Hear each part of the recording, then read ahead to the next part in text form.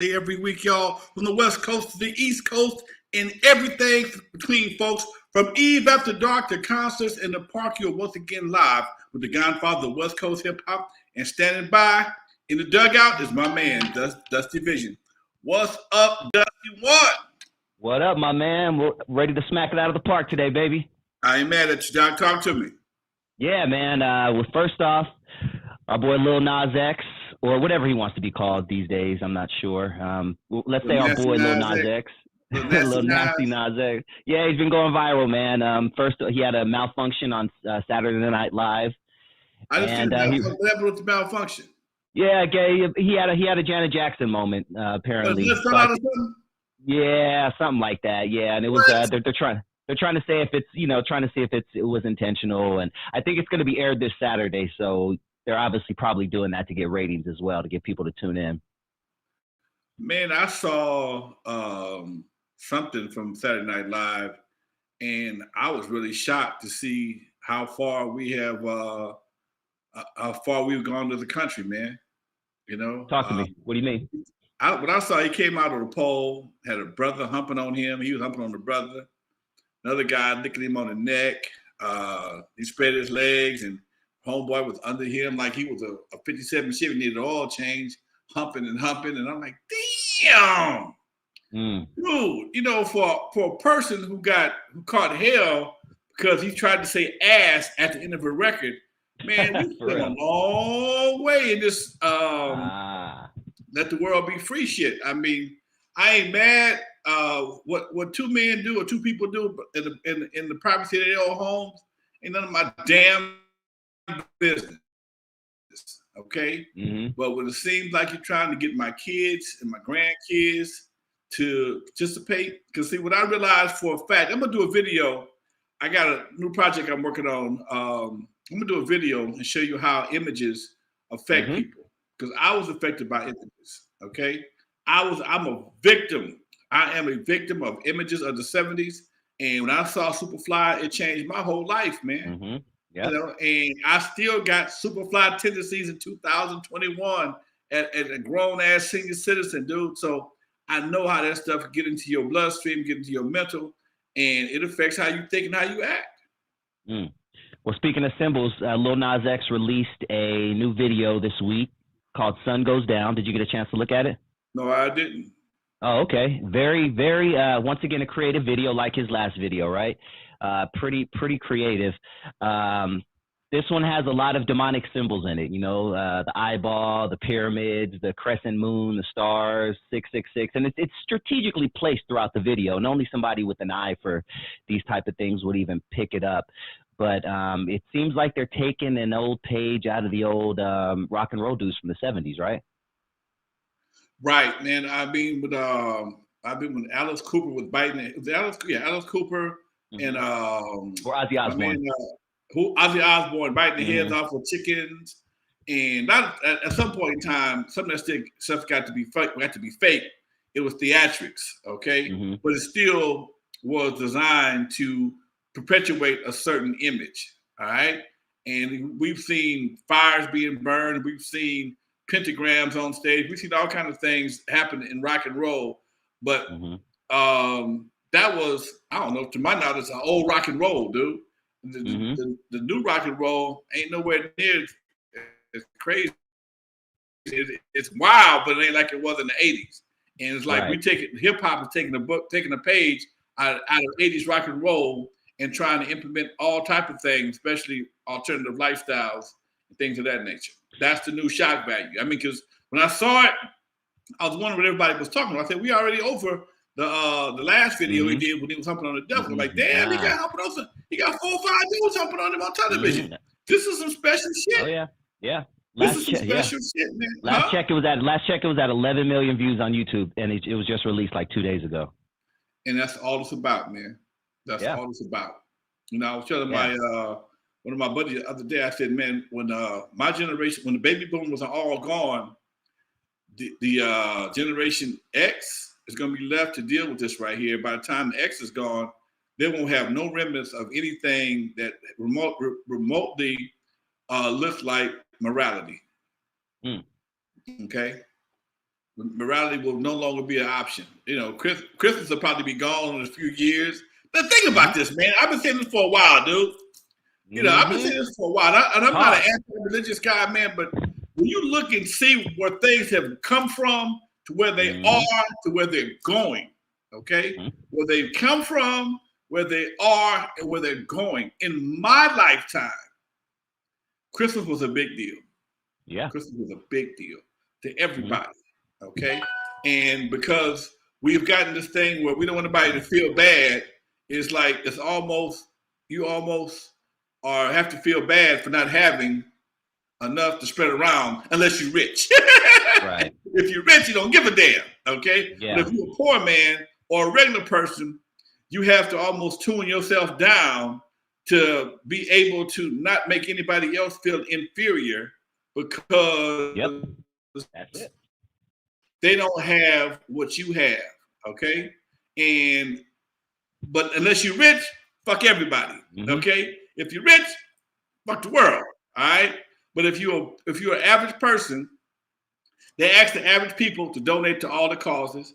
They ask the average people to, give, because we always do. We give to the government. We give to people on the streets. We give in disasters. They ask us at church. They ask us for political donations. Meanwhile, they get millions from corporations, but they still ask us to keep giving, okay? But they never give back. They very seldom give back. And when you see situations where a holiday like Christmas, now we all know it was not exactly the way they portrayed it to be, but we all bought into it because of the festivities. Okay, reason to get with family, whatever the case is. It was an excuse to do a lot of stuff. Yeah. Spend money you didn't have. Excuse to get with family. It was in most parts of the country, it's pretty cold part of the year. So the snow and the Santa Claus and the chimney all made things kind of cozy and stuff. And as time has gone on, it's like it's not that. When Christmas comes, man, you don't even feel it no more. I'll tell you what you do feel: Halloween. Oh yeah, buddy. You feel Halloween. Yeah, you feel Halloween. Yeah, in August they start pumping that shit out. Halloween. After 4th of July. I mean, when you sit back and you know this thing. I mean, when Halloween was no big deal. I went to Catholic school. We barely even celebrated Halloween. They asked us not to wear monster costumes in school. They asked us to wear something other than a monster or a ghost or skeleton and stuff like that. Catholic school. Because it was considered All Hallows Eve, which was something that had to do with devil, ghosts, and and so I never really was a Halloween type of kid. Halloween was the one holiday. Yeah, I got some extra candy and stuff, but I always had a little change. I was always a little hustle, so candy didn't excite my ass. Okay, but as I've gotten older, I see how many grown people get into it. The same excuses we had to buy expensive things for Christmas, they now have that same thing for Halloween. That's fact. People go all out for Halloween. Decorations, turn the house into a haunted house, smoke machines, costumes. It's a good time you just put on, as a kid, you might get a little plastic mask or something, and a hobo makeup. No. Grown folks are spending big money on Halloween. So, it just show you how things are starting to shift a little bit, man. Yeah. A lot. And it's all because we're offending a few people. I mean, they're trying to we can't do the Pledge of Allegiance. They take out in God we trust. Yeah. So they're going to, and Christmas has Christ in front of it. So I'm assuming that's one of the reasons why it'll soon be a thing of the past as well. And it's just funny, man. We don't have a uniform religion, lifestyles in this whole world. So it's amazing how a few people can make people, start shutting down what they believe in just because you don't believe in it. Okay. That's like somebody want to make me eat pork. I don't do pork. Okay. Stopped eating pork 30 years ago. Don't make me, I don't hate pigs. I just choose not to eat pork. And as free as we are, they're busy taking away freedoms based on how somebody else feels about what you're doing. How is that related? Why is what I do in my house someone else's business? Okay. If it don't affect you by burning down your property, if I keep my yard clean, if I want to cook goat meat on a Sunday morning, that has nothing to do with nobody else. Okay, if that's what you want to do, I don't cook goat meat. I'm saying, if you want to eat goat, if you want to cook goat, that's your business. Just I ain't got to eat it. What do I care? Yeah. Yeah, man, it's an interesting time. It's almost a time where I'm surprised comedians are even a thing, or I feel like comedians are going to be a thing of the past as well, stand-up comedy, because they're the number one target, and anything you say that offends 3 people, you're going to get canceled. That's why I'm glad. I can't say I'm glad. I'm not Hollywood. People ask me. I've been asked to run for office in Compton a couple of times. I wouldn't last past the damn inauguration. Oh, the past the I shit that wouldn't you did. last past the inauguration. I was to tell somebody I get them out of that bull, okay? Yeah. And I was watching the Compton election this year. I watched it very closely, man. And I have another channel called the Compton Chronicles. And I watch the election very closely, and I see how people play the game. And I see why the game is such a game, because people run candidates. They know they're not going to win. They just there to take votes from other people to make it. Then the same people that was trying to get me to support one candidate, because we don't want this to happen in Compton, turned back around and jumped on the same team of the people that they didn't want to be in the office in the first place. They don't play me like don't play me like that. Yeah. Don't play me like that. Okay, don't tell me we're gonna get over here, do this right here, but as soon as this don't work, we're gonna do this over here to stop this from happening. But as soon as that don't work, you on the other side team, man, get out of here with that bull. Okay? Yeah. That's why I'm not a good politician. Yeah. Because you call out the bullshit a mile away. And I see these glasses. They have 2 purposes. They help me read very well, help me see through bullshit. As a Gemini, I have a superpower that most people don't possess, and that is the power to see through bullshit at a single glance. Okay, I saw it coming down the street. I was trying to figure out, why is this person not doing this and that not doing that, and this person doing all the talking. And I said, oh, okay, y'all just playing the game. Y'all just did that to divert some votes from this person over here so that you can jump on the other team that you was trying to stop in the first. Come on, dude. I will tell you this. I follow a Compton Facebook group, and they talk about this a lot. And you would swear it's the Crips versus the Bloods when it comes to these Compton politicians. The politics of Compton, or the reason why Compton had the problem it has. The politics of Compton has had some of the most embarrassing city council meetings I've ever witnessed in my life. Really? I've been to some of the city council meetings. Oh, they were embarrassing. Man. I can imagine, to me as a grown ass man. Really? Embarrassing. Okay.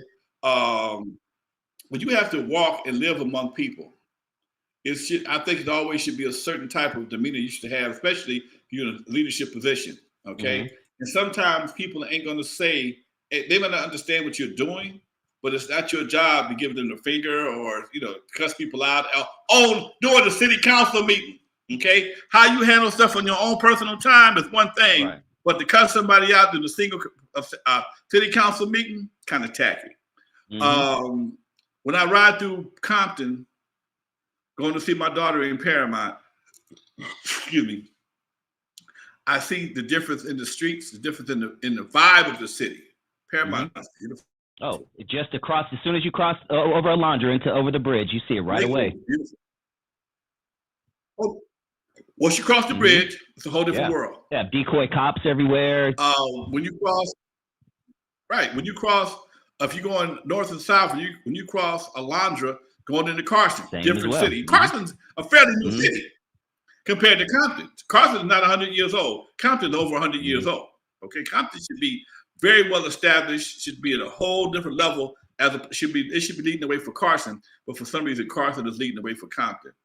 And it's basically because of the leadership, not just the current leadership, the leadership of the whole city for quite some time. Okay, I swear, man, I don't know what it is. There has to be a hidden hand that does not want Compton to achieve its status in the world. Compton, that hurts. before N.W.A, before Venus and Serena, before Kendrick Lamar, before Dr. Dre, was a very prosperous. I mean, had a very rich history. That's deep in Hub various City. fields, entertainment, law. It's deep, dude. Sports, all kind of stuff. And it's like, shh, don't tell nobody. Don't tell nobody. It's like, don't tell nobody that Compton has some bad people come out of there. Bad meaning good. Don't tell nobody. Okay. It's just amazing, man, that you know, I as a citizen who's a member of the, I'm a lifetime member of the Compton 125 Historical Society. I know some of the great things that Compton has achieved. That's what we talk about. And speaking of that, I'll be doing a historical music event in Compton on June 29th for Black Music Month. Okay. Damn. But be in Chicago. Yeah, I'll do it. I'll be doing a 3-hour presentation. Huh? That's gonna be dope. That's gonna be dope. We're doing 3-hour presentation. Speaking of presentations, man, I got my CDs. I got my USB card today. That's my audio book. There we go, baby. My audio book is now on a thumb drive. Okay, beautiful. And it's dope. It's all outdoors, man. I saw it. I was blown away, dude. It pops out, and that's what it does. Like this same book cover. Yeah. Pop it into your USB drive, and you have my audio book set to music. You have my audio book set to music. So now that I have the audio book on a jump drive, I can autograph this. I can't autograph the Audible. Okay, I can't autograph the download. Yeah. I can autograph. On my birthday, I'm doing a live signing, so you can cash at me the money. My assistant will be sitting right next to me, and I will mail you a copy of my audio book. These are limited edition because the audio book is only available on Audible, and Audible wouldn't let me put the music on there. So we had made music. We got original tracks to every one of the chapters. And it's kind of dope, man. It's kind of dope. I got a lot of positive praise from it. It was on CD at first. It was 4 CDs long. Nobody had a CD player. Okay. Yeah. As soon as I put it on CD players went obsolete. All right. So I had to move to USB drives, and this is a custom-made USB drive with my picture on it, the book cover, the whole 9 yards. I can autograph it, mail it to you. They're gonna be going for $15. Plus, I'm gonna have some comic books, so we can do a package deal. So if you want to be on June the 5th, June the 16th, on Wednesday, a special show. I'm gonna be doing a special show on right here live. Anybody want to purchase one, you cash app it to me, send me your address in the notes, and my assistant be sitting right next to me. We'll mail these out the same day. You'll have them in a couple of days, autographed the whole 9 yards. People always ask me, how can I get an autographed copy of the book? Okay, audio book, the comic book, and my book will be available on June the 16th. Beautiful. Love it. We're going to do a Jerry Lewis style telethon, okay? All right, so that's what's happening. Talk to me, Doc. Yes. That's dope, man. That's dope. I just got it. I hadn't heard it. I got to check it out. I saw it. The opportunity came up. I jumped on it, and this is something I'm kind of proud of, man. This is one of my first. Well, I got T-shirts too, but this is kind of a unique product that we did it on a humbug, and I'm looking forward to seeing how it came out. Oh man, I can't wait to hear it myself. You know I'm copping one. I need another hood piece shirt also. We'll talk more about that later. But let's talk a little bit. Let's talk a little bit more about Compton, actually. Who are some of the musical artists, whatever, movie stars? We know George Bush at one time lived in Compton. Who are some of the people that we may not even know are from Compton, but you know are from Compton? You know, we know the Dr. Dre's, Eazy-E's, but who are some unsung Compton heroes? Kevin Costner lived in Compton at one point in time. Okay. Huh. The President George Bush lived in Compton. He lived in, they call it Dominguez, but it's still Compton. It's like East Compton. Some of the achievements that people don't know about Compton is that Compton has the longest undefeated basketball league, high school basketball record in the history of CIF, but CIF won't put it in the book. That's right. Why is this? Because they were all black. Wow. Yeah. Okay. And the only game they lost, they got cheated out of. Damn. The only game they lost, I think they was undefeated for like 2.5, 3 seasons. And the one game, it was the one game that they lost in controversy. I forgot the exact scenario. But this is one of the things that the Compton Historical Society does is they had all the guys who are still living come to the Compton Library and do a presentation and talk about those seasons in Compton High School, kicking everybody's ass. Wow. Kicking everybody's ass. In fact, some of these guys were jumping so high, they went to the Olympics. A few of these guys stood right next to Carlos and the other brother in the 67 Olympics when they did the Black Power thing. They were standing right there, dude. Damn. They were standing right there. High school kids. Wow. That made the Olympic team. We have Olympic participants, gold and bronze, gold, silver, and bronze medal winners from Compton, dude. But there's no way. Okay, it's like the history of Compton. It's like the history of black folks. The good stuff that we do, somebody decides to hide it from us. All the good stuff that we've done in history, you got to go digging for it, man. Whether it be Compton, any other city, any other achievement. I never understood that. Yeah, I never understood that. So that's one of the things I like doing. At one point in time, Compton had two or three ball players from the same city in the playoff. In the championship a few years ago. That was some Compton history.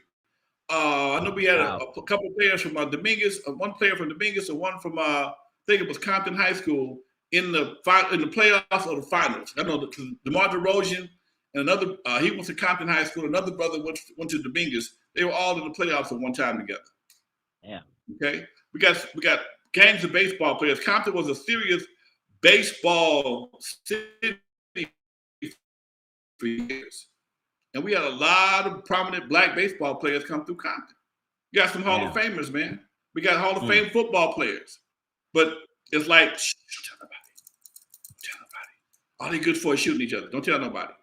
And that's something I hope when Emma Sharif becomes the mayor of Compton, because I've been on her head for a long time about this. Every city councilman, every mayor, I've made it my business to get in their face about the history of Compton. And I feel that Compton needs a walk of fame to show people how great Compton really is, dude. Yeah, that's so true, man. And you mentioned a hidden hand. My aunt, when I was growing up, my aunt lived in Compton, but one day her mail suddenly said Rancho Dominguez. I'm assuming that they did that to separate themselves from Compton. Rancho Dominguez is an unincorporated part of Compton. Mm-hmm. Where I lived at is an unincorporated part of Compton also, but it was on the I guess it was West Compton. Okay, I lived just outside of Compton. My club was just outside of Compton in an unincorporated part, and that was actually called Rosewood. It's called Rosewood even right now. And Rosewood address, but there's no Rosewood Police Department. There's no Rosewood mayor. It's like Ladera Heights. There's no mayor of Ladera Heights. It's just a territory. It's just an area. And but Compton, as the reputation got worse and worse, people started separating themselves from Compton. If you go, it used to be a time you could roll from all the way from I don't know. Not Atlantic, but Lakewood, and you would run into Compton Boulevard. But after a certain point in time, it changes. Somerset. Change to Somerset, okay? And the same thing in Gardena. It used to be you could take Compton Boulevard all the way to the beach. Once you pass up Rosecrans Park and hit Vermont, Compton Boulevard turns into Marine. Damn. Because nobody wants to be associated with Compton. All right, and that happened in the 80s. That happened in the 80s. Compton Boulevard ran all the way to the beach. Well, they admitted to the beach. I think it's Pacific Coast Highway until the 80s. And all of a sudden, ain't nothing but now we changed it. We just associating ourselves. We turn this into Marine. Okay, and it wasn't even a call that people of Compton had a call in. that was the fact that Compton had so much going on. People, if you're coming down Pacific Coast Highway, all of a sudden you look up at Compton Boulevard, you might have a heart attack if you're the wrong color. Hey, shit, we in Compton. No, you're not in Compton. You're still in, right, yeah. You're in Bellflower. Calm down. You're still in the most beach of Bellflower. You're not in Compton. But, that was right, man. So that people start disassociating themselves. Damn. It's crazy, dude. Yeah, but Compton has too much to offer for it not to be recognized. Now, that's real talk. Now, I was hearing about the city of LA doing this. They actually, before the Oscars, what they'll do is they'll clean out all the homeless people that are, around the facility that they're hosting the Oscars at, put up big, nice things. So when people come into LA, they don't see all these homeless people. And then the next day they all just come back, In 1984, we had the Olympics here in Los Angeles. And are you aware that they did that as well? Did they? I've heard stories. Okay, I've heard stories about them, making LA seem like we didn't have a gang problem and crack cocaine wasn't an issue. Talk to me a little bit about what you remember about that. 1984, record crew. We made our second record. We just dropped Tues. Surgery in 1984, and we were still the Wrecking Crew. We had to change our name to World Class because we changed our name to World Class because of the '84 Olympics. And I remember they had several laws got changed in Compton. In the city. One, no big trucks on the freeways between a certain time.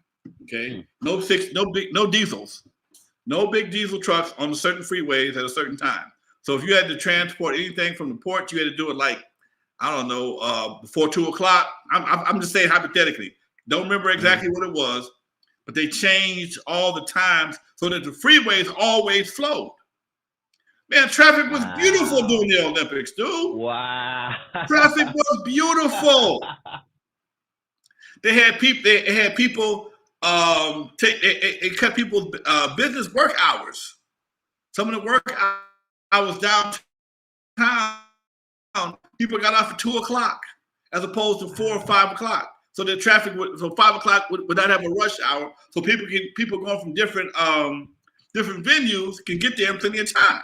Because you can miss a whole event mess around in traffic. Because a lot of this stuff was held at the Coliseum, the Convention Center, and the Coliseum, Sports Arena, and the Convention Center. I think even the Forum had some events. I'm not sure, but it was kind of spread out because you can't have all. You having a bunch of events simultaneously. So as you choose to go to different events, you have to get there in a timely manner. Not to make sure your ticket would have some value to it. And that was one of the main things I remember more than anything was the traffic was beautiful. Man, you could go to Compton, you could go to we could get across town in 15 minutes, man. It was beautiful. They turned a lot of streets into one-way streets. Got rid of all the homeless folks. I don't know where they put them for that time. They were nowhere to be seen by the cameras.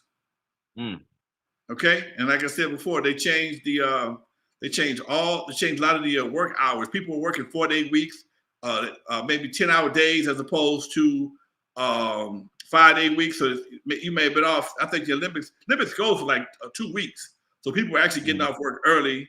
And I think the Fridays, nobody really worked on Fridays for a while, so you can move around traffic in a timely manner. Because Fridays in LA is a mess. So all that went down during the Olympics. Damn, dude. And there was this ABC expose, Channel 7 or whatever it was, for all the kids out there who remember when we had 5 channels to choose from. What? They had an expose that dude came to LA and he uncovered the fact that there was this gang problem going on underneath LA, and there was 84. It was probably at the peak, when it comes to crack cocaine and gangs. But apparently they were trying to hide that from the Olympics. But these people went in here and said, "No, this situation is going on, and you guys need to take a look at it." I encourage everybody out there to check it out. It's on YouTube. I know that for a fact. Yes, sir. Yes, sir. Yeah. Oh yeah, man! Happy belated birthday, dude. Thank you. And Teddy Styles shot me out too. I appreciate you, Teddy. Yeah, thank you very much, sir. 43, man. Woo. Man, I got a kid older than you. Damn. I got a kid. My kid almost ready to get our ARP card. That's crazy, man. That's well, let's talk about somebody we lost this week. Very influential stand-up comedian, one of the most influential when it comes to some of the greats, the Eddie Murphys of the world, the Richard Pryors. We lost Paul Mooney this week. Were you a big Paul Mooney fan growing up? Man, I love Paul Mooney, dude. I used to go to the comedy store on Sundays. Paul Mooney always closed the show, and when it was funny, dude, when Paul Mooney, it would be packed because sometimes you see Jay Leno, you see Robin Williams, you see Richard Pryor, you see all these, David Letterman, all these guys did stand up at the comedy store before they blew up. Okay, mm-hmm. Paul Mooney was always the closing act, right? And I think they closed. I mean, he would go on maybe like 12 o'clock. Okay, and when he would go on, after about 5 minutes, the crowd would just shift. It'd be all blacks in that joint, Doc. All the white people would leave because he talked shit to him. Okay, I never forget Paul Mooney clowned me one night, man. Like I've always had trust issues, right? I always carry a big ass batch of keys. Okay, everywhere I go, when I had the club, I had all these goddamn keys, right? And I just in the last few years, I just was able to start separating these keys. Well, I ain't got to carry them all, but this right here's all my keys to the studio, my truck, everything. And back in the day, I would carry all these keys all the time. So Paul Mooney, I'm sitting in the front row at the comedy store, and not only do I have my keys, but I'm in Lonzo mode. I got my jewelry on, I got my Mr. Key starter kit on, got all this coat, I got all this gold on, and a big ass stack of keys, right? I'm sitting in the front row. I'm about 2 feet from Paul Mooney. He says, "Look at this nigga here. Nigga, what are you? A janitor of a pawn shop?" A janitor of a pawn shop. You got all these goddamn keys. You don't trust the motherfucking soul, do you? Don't you work at a pawn shop? Nigga, all these goddamn golden keys. You must be the pawn shop. Oh, that nigga clowned the shit out of my ass, man. That shit was hilarious, okay? That shit was fucking hilarious. But yes, that's my Paul Mooney story, man. Damn. And I knew his sons, Dwayne and Daryl, the Mooney twins. They never was funny as their dad. You know, he could write some good jokes for everybody else. They just never. They never made me. They're good dudes. Just hard shoes to fill. Huh? That's hard shoes to fill. Even if you're average, you still have to meet up here when you're Paul Mooney's kid. It never did make me chuckle. But he was a cool dude. I used to be at Hollywood Park all the time. Last time I saw him was at Hollywood Park. And he went out there and gamble and shit, hang out, just do his thing. He drove, and I saw him, he was driving a 1974 Eldorado convertible, black. Okay. I like Cadillacs. And when I saw him, I said, "Hey, how you doing?" And "Hi, what's up? How you doing there?" He was, always when you saw him, I didn't really know him. When you saw him, he was always cool. "How you doing there?" He kept on pushing, no autographs, nigga, no autographs, that kind of cat. But I think one of the funniest things I saw him say on television when he was with Dave Chappelle, he said, he told Wayne Brady that Wayne Brady made somebody look like Malcolm X or some shit. Yeah, he said makes somebody, makes Wayne Brady look like Malcolm X or something like that. Yeah, Wayne Brady makes so-and-so look like Malcolm X. Okay. Yeah. That shit was hilarious. And Wayne Brady came back with some crazy shit. The skit he did when he was pimping and slapping and shooting at folks. Oh, that shit was crazy. But that's such a great show. Damn, such a great show. Just Chappelle's show. Yes. Oh man. Dude, that was comedy at its. And that was some of the last time I laughed out loud, dude. Mm-hmm. I love comedy, man. I love going to comedy stores. I was one of the first cats to bring comedy to the East Side because I would go to the comedy store only on Sunday nights. Okay, club. I work in the club Friday and Saturday. I don't want to be in the hood. I had to go to a comedy store, sit up there, see all the comedians. I've talked to Eddie Murphy. I mean, not Eddie Murphy. I've talked to Richard Pryor. Okay, I've talked to Paul Mooney. I've talked to a lot of cats trying to get them to come to my club. And back then, dude, when comedians got on the roll, it was hazardous to your health. It was literally hazardous to your health because you would spit out food, spit out drinks. You couldn't breathe because these guys would hit you so hard. Oh, gotcha. You're laughing so hard, you can't get the air, man. You can't breathe. Everything is going out. You know, I never forget. One of the few times I've ever seen an entire room run out to get air, and that's when Sinbad and Robin Harris had like a battle. Man, and these two dudes were going at it at the Comedy Act Theater in Leimert Park, and dude, you could have robbed the joint if you wasn't laughing because the bartender was on the floor, the security guards was on the floor, people were literally getting up, running out the building so they can stop hearing this shit so they can breathe again. Damn. People on the floor, they were crying because this shit was so damn hilarious, man. It was so hilarious. And I've never been to a comedy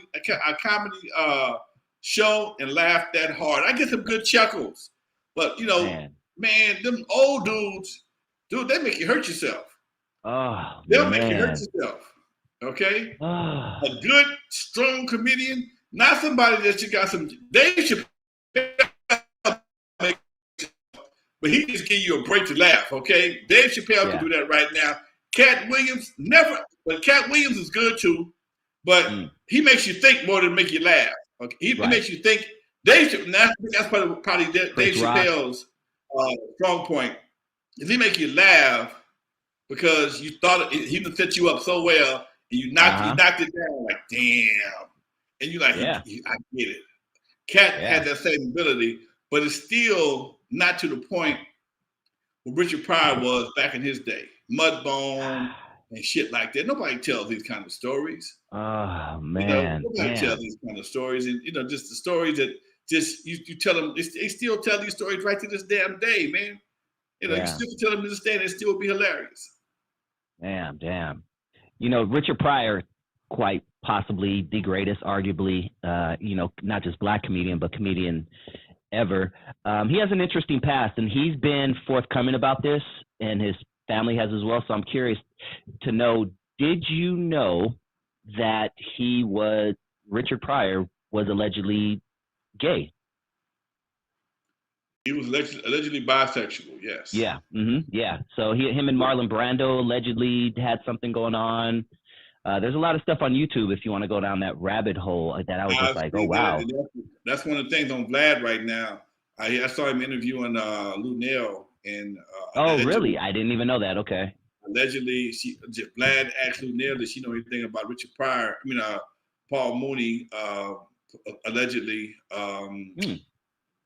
having to with Richard Pryor's son, because that's what Richard Pryor's bodyguard is claiming, that Richard Pryor's son was molested by Paul Mooney.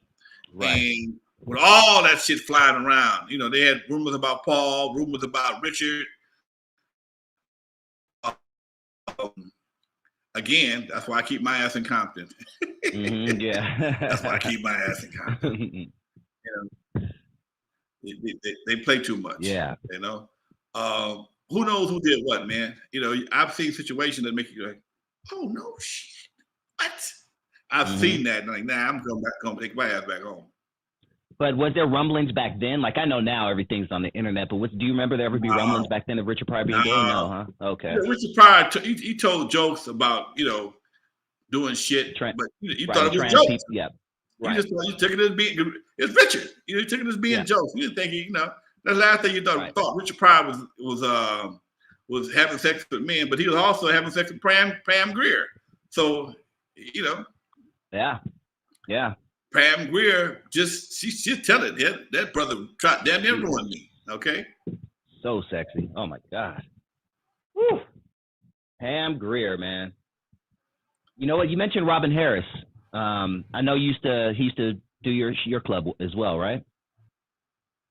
Yeah, all the time. One of the greatest. For anybody who doesn't know Robin Harris, who I'm talking about, Bebe's Kids. I mean, he had a whole skit that turned into a cartoon. That's one of his most famous skits, but quite possibly one of the greatest as well. Talk to me about him. Man, Robin Harris and I went back to his early beginnings, dude. Robin would call me up, Lonzo, I need $20. Get some gas money to do my show. Come by the club, just joke. Robin, I can tell you a goddamn joke. My damn self, save my $20. Fuck you, I'm coming to get your money, okay? And he would come by the club and do the show. But he met his wife downstairs at Jeffy's. His wife's name was Zanetta. She sang with the band downstairs, and Robin would come to the club and perform, and he'd slide his ass downstairs at Jeffy's, and sometimes he'd do a show down at Jeffy's, and that's where they met, where they get married at. I mean, that's where they met and later got married, was from Jeffy's. Robin was I had several comedy shows that Robin was a part of. I did a show in a club called Mingles off of Airport and Century, Germana Inn. It was a club called Mingles, and we had a thing called the Sunday Funnies. Robin was the host of it. I wish I had a poster for that stuff. In fact, 2 years ago, Robin's wife does an event every year at the Comedy Act Theater. Well, Robin, that's where he really blew up at. He was already good, but when he got to the Comedy Act Theater, he became a whole different dude. He was a host over there. He had people literally scared to go to the bathroom. People be in the bathroom. Oh my God, I can't piss. Because if you walk past him, don't go to the bathroom while he on the stage. I don't give a damn who you are. One day, this motherfucker. One day, Robin, we was all in the Comedy Act Theater, and Tommy Hearns was there. Tommy Hearns was there, fresh off the fight with Sugar Ray. And Tommy Hearns got up and go to the bathroom. Robin just looked, and you could tell the people they was waiting. And Robin said, nigga, you see I'm doing my show? And Tommy Hearns said, man, get out of here with that. Robin said, don't make me call Sugar Ray. Oh my God! Oh my God! He had just got his ass up by Sugar Ray maybe 2 weeks before. He said, don't make me call Sugar Ray. Man, the whole club erupted.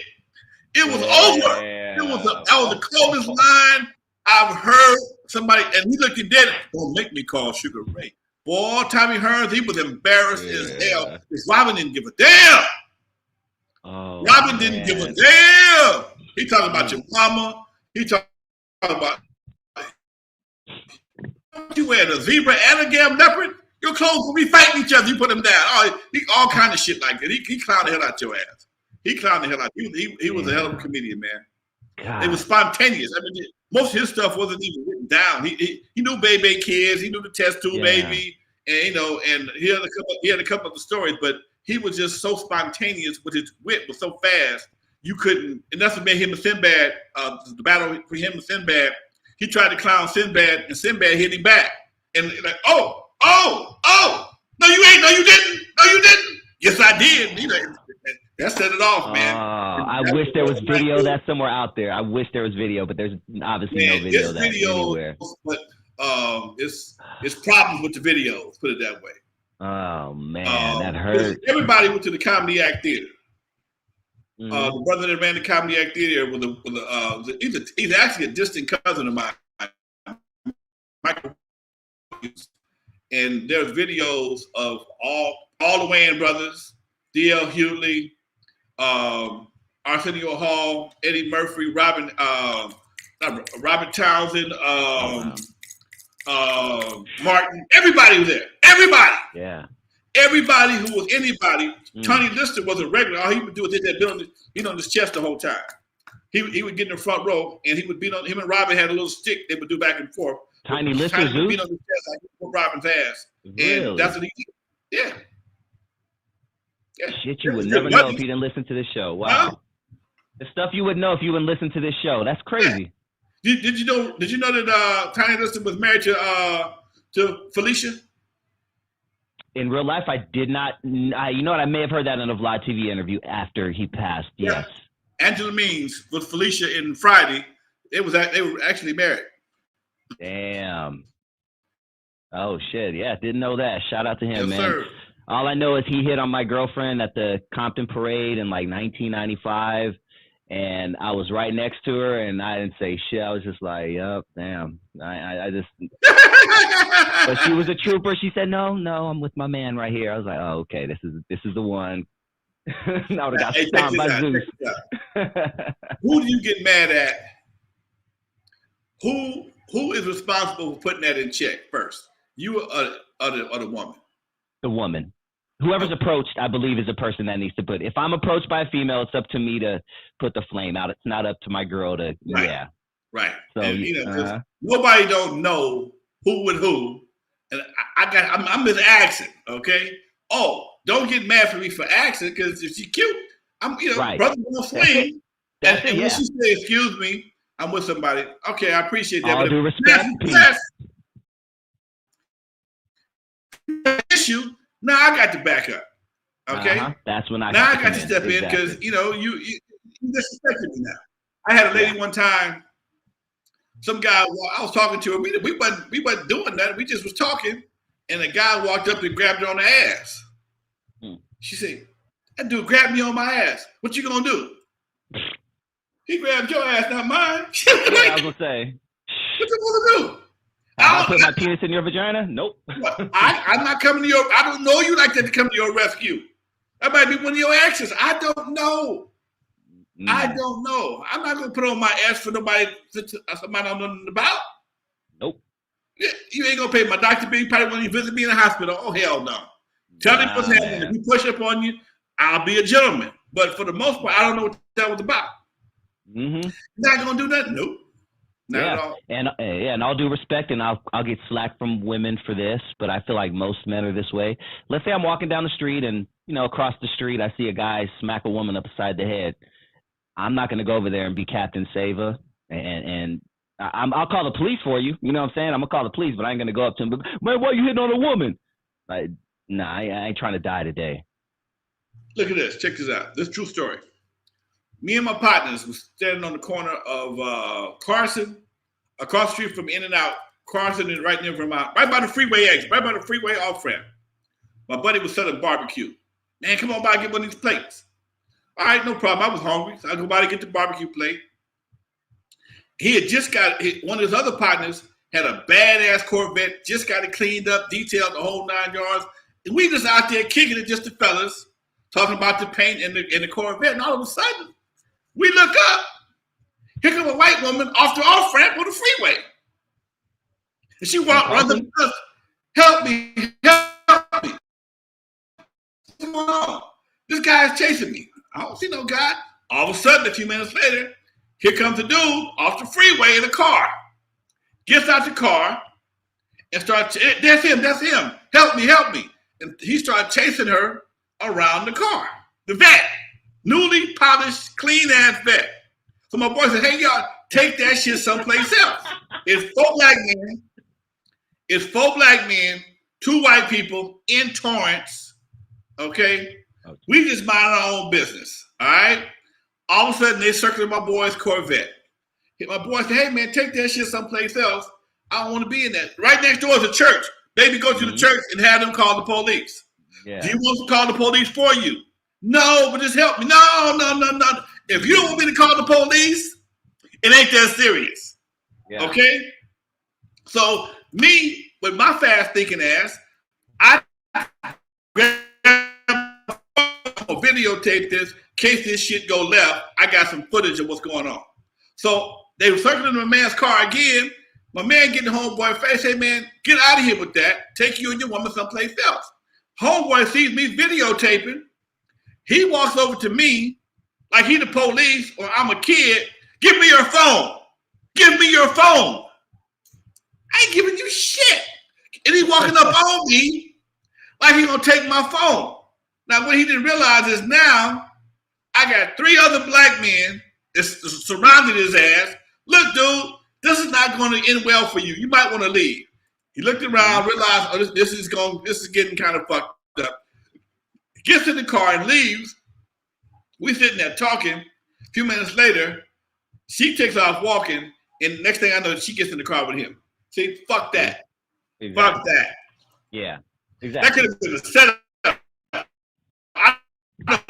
Okay, but I'm not gonna be in Torrance on the news behind somebody. I don't even know your name. Why would I even want to help you? I mean, there wasn't no blood.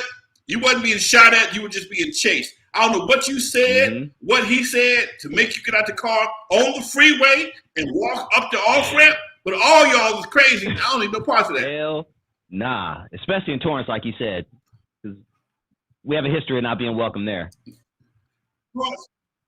Torrance is a no-fly zone, always have been. Keep it pushing when you go to Torrance, man. I used to work in Torrance, and unfortunately, everything is like 10 minutes off the freeway. It's never right off the freeway in Torrance, man. I was 10 and 2, never had a beer or anything. I was just like, all right, I'm gonna get on and off the freeway and get out of this city. First time I went to jail was in Torrance jail. Damn. First time I went to jail was in Torrance. I had a 64 Malibu. Did not like paying for tags. Tags went for like $15. Might as well have been $200 at that time. I got a ticket. I figured I got a ticket already. They ain't gonna bother me no more. But the ticket was a warrant. Didn't know that. Ah, damn. They scooped my ass up in Torrance. I think I was going to El Camino College. They scooped my ass up in El Camino, took me to Torrance jail. I called my mama. She told me she wasn't coming to get me.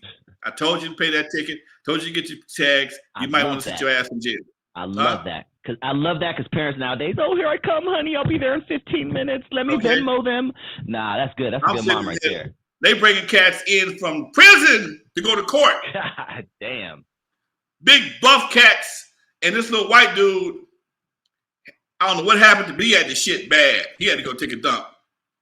And this brother from the jail told you better not take no shit when I'm in here. Better not. Took the toilet paper and made a goddamn pillow out of it.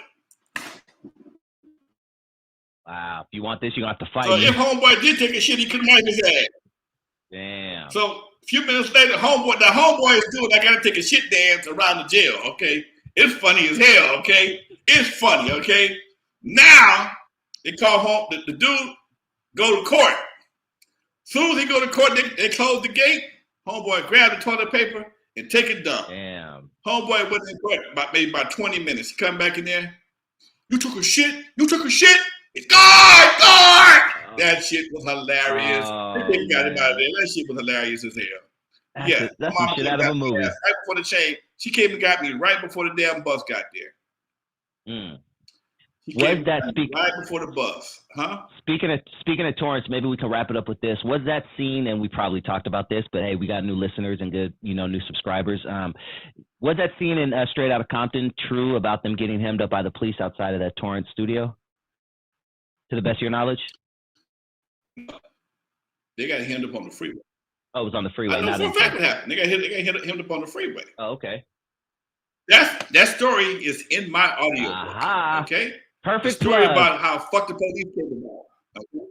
Hey, it came. The story of fuck the police. What I know, I think it's like chapter 5 or 6, maybe a little bit deeper. I'm not sure, but that story came about. Don't tell it all here. Give them a piece of it so they can get in the book. They got jammed by the police on the freeway for shooting paintballs, and they almost got killed. Okay, they almost got killed on the freeway, and if it had been today, they'd have been dead. Okay, and they all came back to my studio shaking and crying because the police almost killed their asses for what they did. Damn, it's in the book, June 16th, the audio book, live book signing right here on on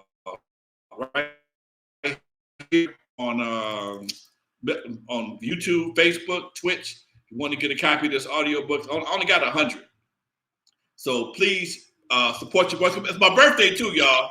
It's my birthday. So if you want to support your show and get some hip hop history that you can keep for your own, I'm gonna autograph them and a whole 9 yards. This can make a nice collector's item because ain't a whole lot of hip hop memorabilia. Ain't a whole lot of. Think about that for a minute, man. You really can't go nowhere and buy hip hop memorabilia. Okay, you got an Easy E poster in the background. Where'd you get it from? Is that an album cover or something like that? Swap meet, just a random picture. Okay. Yeah. One thing that hip hop has always been kind of slacking on is merchandising. Merchandising just became a big thing the last few years. There's no N.W.A. merchandise. You can't go to, nobody really owns the name to the point where they can go make some, I don't know, some real t-shirts, authentic t-shirts, authentic hats. You swap all the time, but you can't get it from Dre. You can't get it from Yella. You can't get it from Q. Tamika probably owns the copyright to everything. She don't give a damn. Okay. Mm-hmm. So this right here, this audio book, my book. I have a comic book. I should have brought a copy of that up here too. My comic book and my audio book, and some of my T-shirts. All of them be on sale on my birthday, folks. So if you want to be a part of that historical event where I do a live book signing right here, all you gotta do is cash app me the money. Put me on. Tell me what you want on your cash app. Let me know that you sent it, because I know cash app is gonna go off anyway. But we're gonna make it. We'll sign them right here. Tell me what you want me to sign. I'll put it right there on the book. Your name, whatever you want me to put on there, on the back or the front. The back is blank, so you ain't got to mess with the front with that handsome picture on the front of it. But if you want to, it's yours. Do what you outside how you want to. And same with the book, same with the comic book. I have quite a bit of merchandise that I've collected over the years. I have a limited edition comic book that features me, Dre, and Yellow on the cover of it, made by Ed Pessner. And it talks about Eve at the Dark and me doing my thing with Dre and Easy. I got my own book, N.W.A. Now Without Lonzo. I got the audio book, and I also have T-shirts. So all those items will be available on my birthday, June 16th, which is also Tupac's birthday. So Dusty, you gonna co-host that with me, man? I'm there, baby. June 16th sounds perfect. June 16th is on Wednesday, folks. I'll probably do it for maybe an hour and a half, maybe 2 hours. Hopefully I can sell, all of them. That would be nice. But if not, no, we're gonna make that happen. We're gonna make that happen. Wherever you are in the country, I'm gonna get a flyer made up, and then I'm also gonna promote this all over the world. So if you really want, if people want to get these things, you can get them, and we'll make it happen, folks. We'll make it happen. Let's do it, man. Let's do it. What do you got coming up on Thursday? Thursday, it's I got hit up from a publicist to do a guy by the name of Little G, Latino rapper out of Compton, I believe it is. King G. Wait, hold on. King Little G. Keep talking. Yeah. What? King Little G. Dog, let's get offline. I'll prepare some questions for you and all that. I'm very familiar with the dude. Okay, King Little G. Yeah. Hit me up today. He actually hit me up last week. Oh, that's dope, man. I'm not that familiar with him, but that don't mean I won't interview him. So we got it. Now we got you. Yeah, this dude has definitely been doing his thing. Yeah, he's been doing his thing, repping Compton very well for the Latinos, man. All right. Oh, that's dope as hell. The guy I honored last year in the swap meet. I mean, in the hip hop in our award show. I think it might be. I'm sure. That's dope, man. So that's who I'm working with. All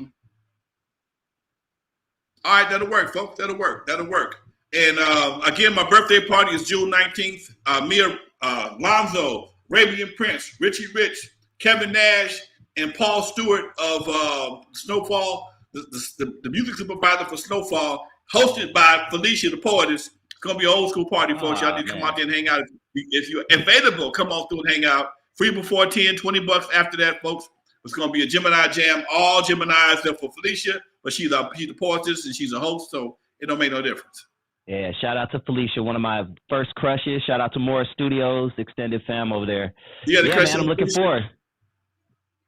Does she know that?